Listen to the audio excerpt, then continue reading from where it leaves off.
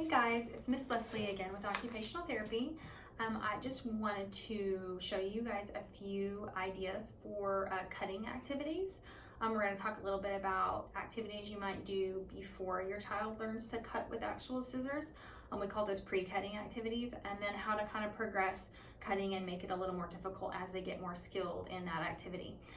First of all, I want to show you guys just something you might have at home as kitchen tongs.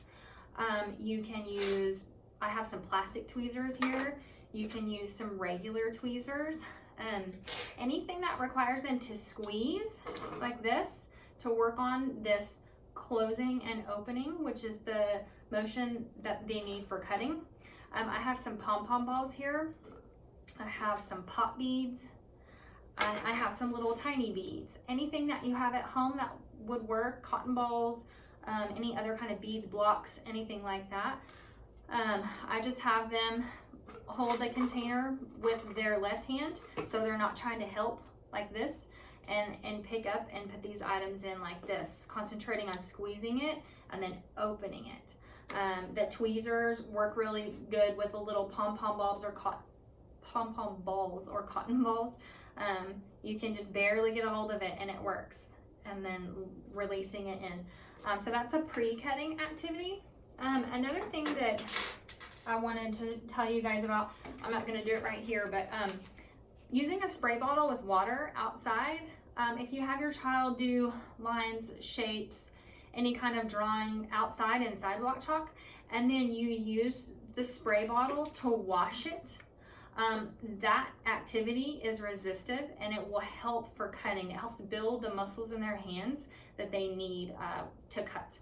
And so any kind of thing with a trigger like this, like a spray bottle or maybe a water gun or anything like that, is really good.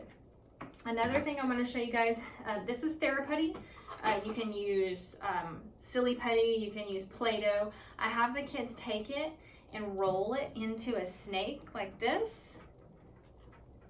And then roll it out like that. And then I actually have them take the scissors in the thumb up position, meaning your thumb's on top, not down. So their thumb is up and they hold it out like this with their other hand, and I have them cut it into little pieces like this. It's resistive and it helps them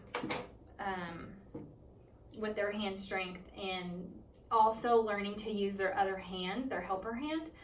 That helps with that as well.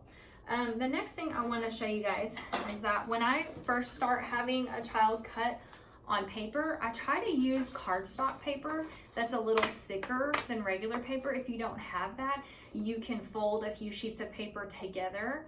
I usually give them half of a sheet because it's easier to manipulate than if you've got something really tall like this or big and they're having to turn it around. It's a little bit more difficult. When you cut cardstock paper or construction paper or paper that's maybe 2 or 3 sheets thick, it's more resistive when they cut, and so it slows them down and it builds their strength. When you cut a regular, more flimsy sheet of paper, they tend to go faster and it might tear and that kind of thing. And so I always start them with something thick for all of those reasons. I encourage them first to make sure they're using their helper hand appropriately. So they have it on the side right here, and they're cutting with their thumb up, and they're cutting up and out in front of them. If they get it down here, they tend to start turning over this way, and so they're cutting in a thumb up position. The next thing, once they've mastered cutting across a sheet of paper, then I start drawing things like a straight line, a curved line. You can make it more curved than this, and a zigzag line so they can learn to cut on corners. And then you can of course progress to shapes and other more difficult things. One other little activity that I wanted to show y'all is really fun, cutting straws. It's a little bit resistive, and straws also fly through the air. I don't know if you can see that flying up when you cut, there you go, when you cut them. And so that's a fun activity that you can do with your child. A lot of times I'll have them sit across from me, and so then we're doing this in a safe manner, of course, and the straws are flying across the table. So yeah, that is just some fun little activities you can do to build hand strength and then in turn help with their cutting skills. Thank you guys. Miss y'all. See you soon. Bye-bye.